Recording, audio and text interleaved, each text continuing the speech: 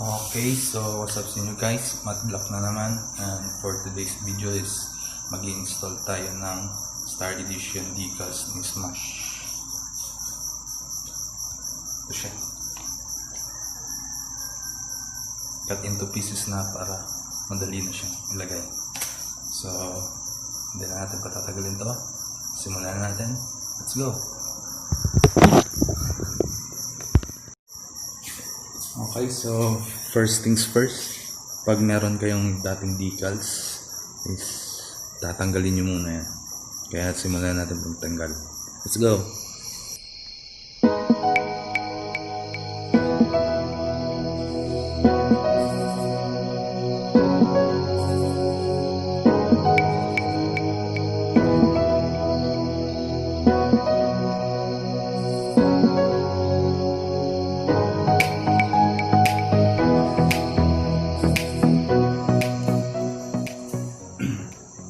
Okay, so second step na tayo.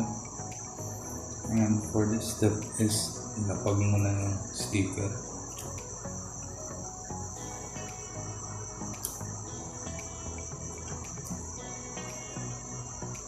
Dapat nakaanggulo na before yung lagay. Ayan, so ganyan yung pagkalagay niya.